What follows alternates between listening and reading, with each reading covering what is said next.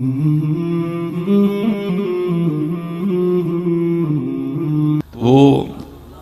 جو میرے ادھر بزرگ تھے، میں وہ لاہور سے نہ واپس آیا تو حضرت نے دیکھ لیا ہوگا مجھے، تو آپ نے ایک چھوٹا بچہ بھیج کے تو مجھے بلایا، تو میں حضرت کی خدمت میں حاضر ہو گیا۔ تو 1000 کا نوٹ نکال کے نا مجھے پکڑا کے پہلے، تو پھر بعد میں کہتے ہیں مولوی جی یہ کام کہیے تو ساڈا کر دیو گے؟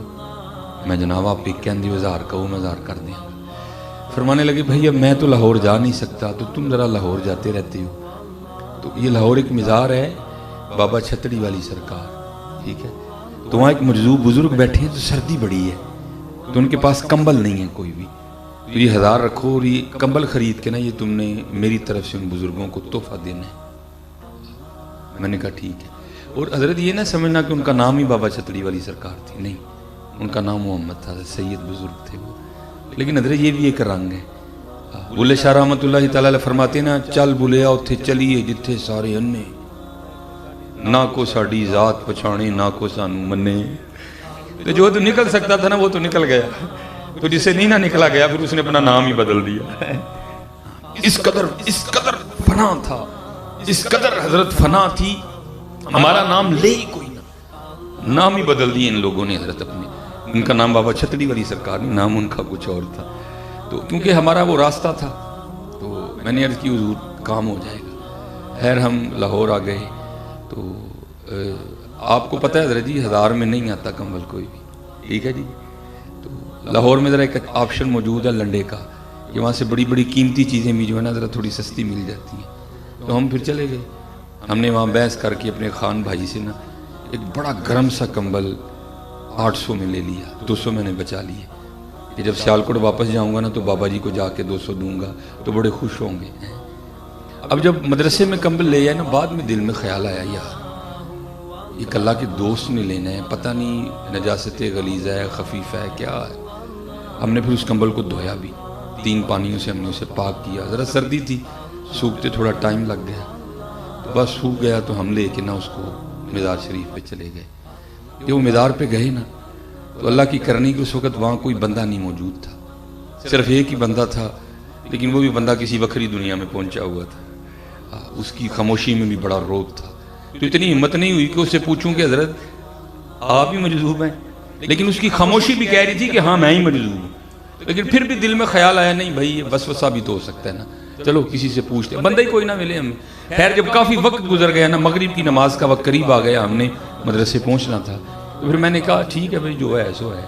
میں نے اس طرح کر کے نا کمبل ان کے کندھوں پہ ڈالا، تو جاگ رہے تھے لیکن بولے نہیں، او بھائی تو کون ہے، یہ کیوں میرے کندھوں پہ تو کمبل دے رہا ہے، نہیں بولے۔ پھر میں نے کمبل اس طرح بھی کر دیا، وہ پھر بھی نہیں بولے ہے کہ تو کون ہے کیوں کمبل دے رہا ہے مجھ پہ، لیکن جب میں تسلی کر کے جانے لگا نا تو پھر بابا حرکت میں آیا اور اس نے پیچھے سے میری قمیض پکڑ لی، جب انہوں نے قمیض پکڑی تو میں بھی رک گیا، اور میں نے مڑ کے نا ان کی جانب دیکھا تو پھر مجھے مخاطب کر کے کہتے ہیں مولوی جی کمبل تے دے چلے ہو، جڑا 200 بچیا وہ بھی تے دے کے جاؤ نا۔ کمبل تے دے چلے ہو، جڑا 200 بچیا وہ بھی تے دے کے جاؤ نا۔ اوئے ہوئے حضرت اس نے میرے پیروں کے نیچے سے زمین نکال دی، میرا پہلا چٹکا تھا کہ میں نے 11 kV کو ہاتھ ڈالا، اس نے میرے پیروں کے نیچے سے زمین نکال دی۔ سخت سردی تھی لیکن میرے سارے وجود پہ پسینہ آ گیا، میں گھبرا گیا یار یہ بابا کیا چیز ہے۔ وہ 130 کلومیٹر کا فاصلہ ہے سیالکوٹ اور لاہور میں، لیکن لاہور میں بیٹھے بھی اسے پتا ہے کہ کمبل کا 1000 دیا گیا ہے، اس کو یہاں بیٹھے بھی پتا ہے کہ کمبل 800 میں خریدا گیا ہے، اس کو یہاں بیٹھے بھی پتا ہے کہ 200 بچ گیا جو اس کی جیب میں ہے۔ تو پھر اس دن میں سیکھ کے آیا تھا، چاہے تو اشاروں سے اپنی کایا ہی پلٹ دیں دنیا کی، یہ شان ہے خدمتگاروں کی، سرکار کا علم کیا ہوگا ہے حضرت۔ اللہ اکبر یا رسول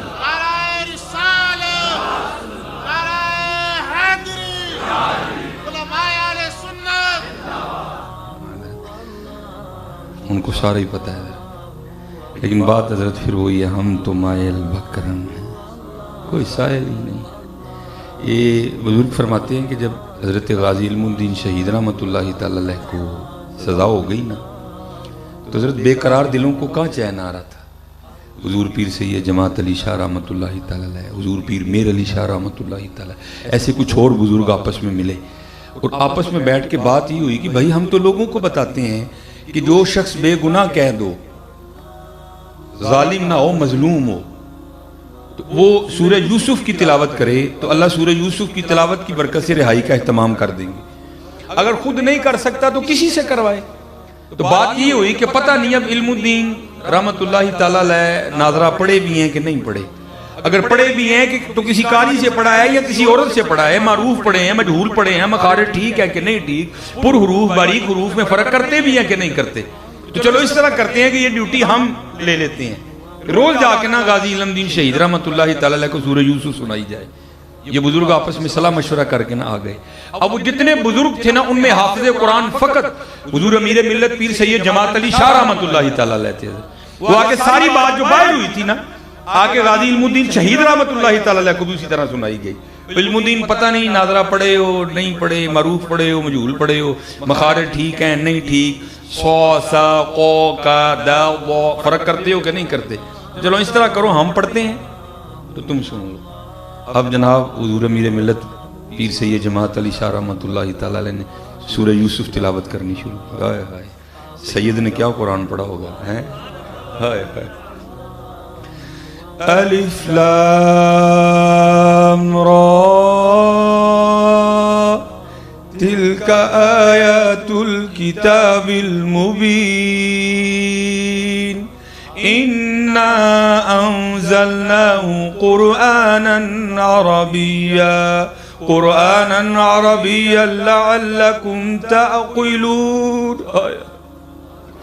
کیا سید نے قرآن پڑھا ہوگا؟ لیکن یہاں سٹیج پہ علماء بیٹھے ہیں، بندہ جب پڑھ رہا ہو نا حضرت، بس تھوڑی سی توجہ ہٹنے کی دیر ہے، غلطی ہو جاتی کوئی نہیں، بس بے خودی تاری تھی حضرت پہ، تھوڑی سی توجہ ہٹی تو قبلہ زبر کو زیر پڑ گئے۔ تو غازی علم الدین شہید رحمت اللہ تعالیٰ نے ادباً ہاتھ جوڑ کے عرض کیا، حضور سید پاک کو، بڑے لوگ کو ڈر لگ رہا ہے لیکن پڑھ آپ کلام الہی رہے ہیں، ذرا توجہ فرمائیں، آپ زبر کو زیر پڑ گئے ہیں، ذرا توجہ فرمائیں، آپ زبر کو زیر پڑ گئے ہیں۔ حضرت رک گئے۔ پہلی بات تو اس بات پہ حیرانگی ہوئی کہ ہم تو یہ سمجھ کے آئے تھے پتہ نہیں ناظرہ بھی آتا ہے کہ نہیں، اور اس نے ایک پکے حافظ قرآن کی غلطی نکال دی۔ پھر قبلہ نے غلطی کی طرف توجہ کی تو غلطی بھی ٹھیک تھی، تو حیران ہو کے پوچھا علم الدین ہم تو یہ سمجھ کے آئے تھے پتہ نہیں تجھے ناظرہ بھی آتا ہے کہ نہیں آتا، اور تو نے ایک پکے حافظ قرآن کی صحیح غلطی نکالی، اور یہ کیا ہے؟ تو عرض کی حضور آپ وہ ہیں جنہوں نے پھٹیوں پر بیٹھ کر اساتذہ سے پڑھا ہے، اور علم الدین وہ ہے جس نے نگاہ مصطفیٰ سے پڑھا ہے۔ ہاں حضرت اللہ یا رسول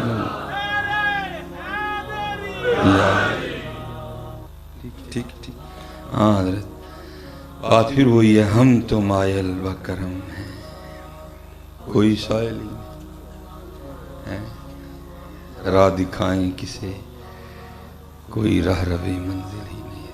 حضرت جی اسی تے بازیاں لاندہ نہ عشق رکھ چھڑے ہیں نا، عشق سو کا کام ہے، عشق سو کا کام ہے، ہم نے تو بازیاں لگانے کا نام عشق رکھ دیا نا، عشق بڑا ڈاڈا کام، لیکن حضرت جی کر لو یار، کر لو، وقت بڑی تیزی سے گزر رہا ہے، کر لو۔ اب چلو میں چھوٹا سا اشارہ دے کے پھر واپس آ جاؤں جنہوں نے کیا۔ یہ بابا صاحب بابا فرید رحمۃ اللہ تعالیٰ علیہ، آپ فرماتے جب آپ بیعت ہونے کے لیے نا خواجہ معین الدین چشتی اجمیری رحمۃ اللہ تعالیٰ علیہ کی بارگاہ میں گئے تھے، وہ بعد کی بات ہے کہ حضرت نے کتب صاحب کے بعد بھیجا، وہ لکھا ہے کہ بابا صاحب خود فرماتے ہیں کہ جب میں مرید ہونے کے لیے گیا نا تو حضرت خواجہ غریب نواز رحمۃ اللہ تعالیٰ علیہ لکڑی کے خشک تنے کے ساتھ نا ٹیک لگا کے بیٹھے تھے، تو کہتے ہیں جب اللہ والوں کی بارگاہ میں جاؤ تو دلوں کو کنٹرول میں رکھو، یہ دلوں کے جاسوس ہوتے ہیں۔ کہتے ہیں جب ان کی خدمت میں گیا نا دل میں خیال آیا لے بھائی چنگا ولی لکڑ نہ ٹیک لاوے تو لکڑ خشک رہے، कहते हैं हजरत ने मेरा वसवसा पकड़ लिया और आपने ना दरख्त पे नजर फरमाई तो वो दरख्त सरसब्ज शादाब हो गया, टानियां निकल आई, फल पड़ गया। कहते हैं फिर नजर डाली, खुश्क हो गया। आपने 2-3 बार इस तरह किया। तो कहते हैं करने के बाद फिर मुझे मुखातिब करके कहते हैं फरीद वो फकीरी करना है कि अल्लाह ना लड़ाई लेना है? फकीरी करना है या अल्लाह ना लड़ाई लेना है? कहते हैं मैंने अर्ज़ की हुजूर क्या हुआ? फरमाया जो दी मर्जी है खुशक रवे ते तू जरूर है हरा करना है। ये फकीरी हजरत को बच्चों का खेल तो नहीं है ना। ओ की काट फकीरी वाली चढ़ सूली ते बन